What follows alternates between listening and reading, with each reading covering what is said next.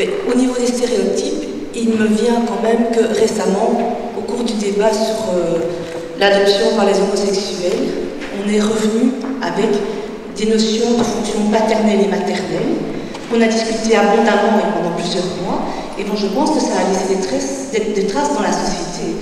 Et donc, on est retombé en plein dans un stéréotype très biologisant, mais défendu par des psychologues, donc en quelque sorte dénaturalisé, comme si, et revendiquant le fait de l'autonomie du sujet dans le fait qu'il ait ses fonctions, soit paternelles, soit maternelles, associées à son biologique.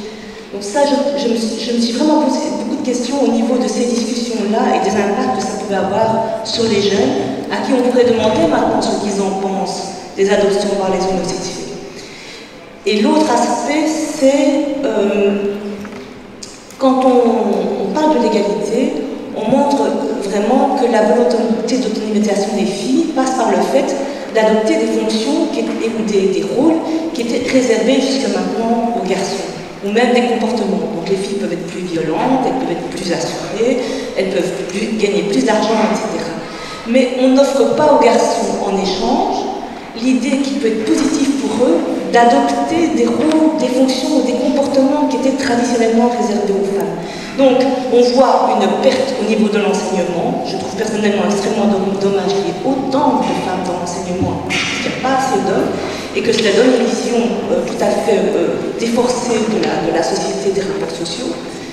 Et là, on ne donne pas non plus aussi aux garçons la perspective qu'ils peuvent partir gagnants dans un système où tout le monde pourrait évoluer dans des rôles, des fonctions qui ne sont pas liées à un genre précis.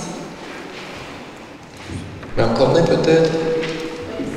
Je suis d'accord avec les remarques de la dame. J'ai peu de remarques complémentaires à faire, mais c'est vrai qu'effectivement, on revient toujours sur l'idée. Je pense que quand même il y a beaucoup de visions naturalisantes des choses. Donc, à nouveau, c'est l'histoire du sexe et du genre.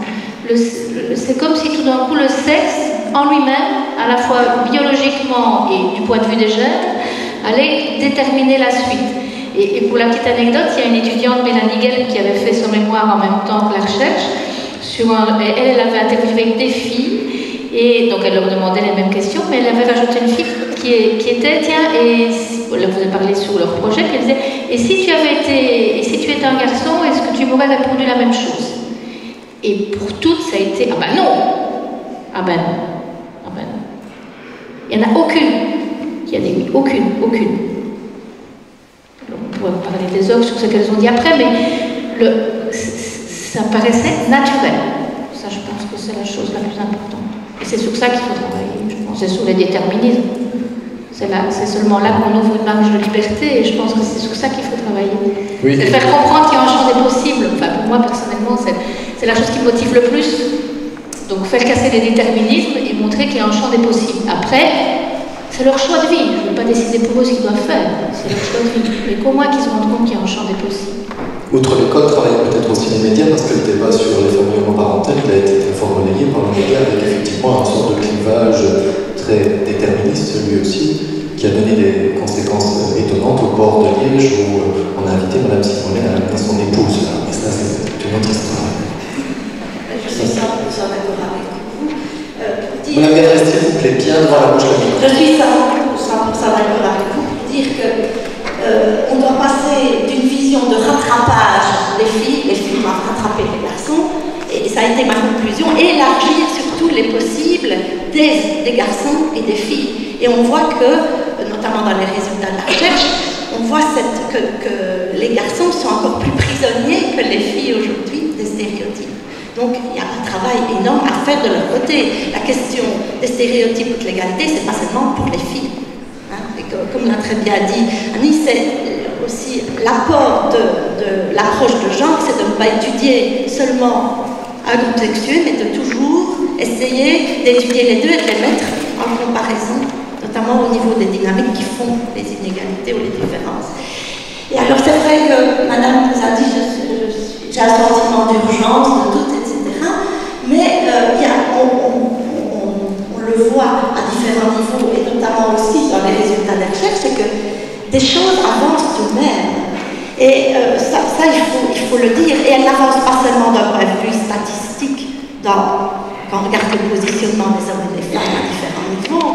Mais je pense à un livre qui a été écrit par Jean-Claude Kaufmann qui s'appelle Ego, et où il montre bien, notamment sur cette question du genre, comment en fin de compte, il y a une dynamique réciproque. D'un côté, il y a des normes, il y a des stéréotypes qui nous invitent à penser ou à agir d'une certaine façon, mais on a la liberté tout de même, au fur et à mesure, selon le contexte, de prendre distance, et le fait qu'on prenne distance fait en retour changer la norme.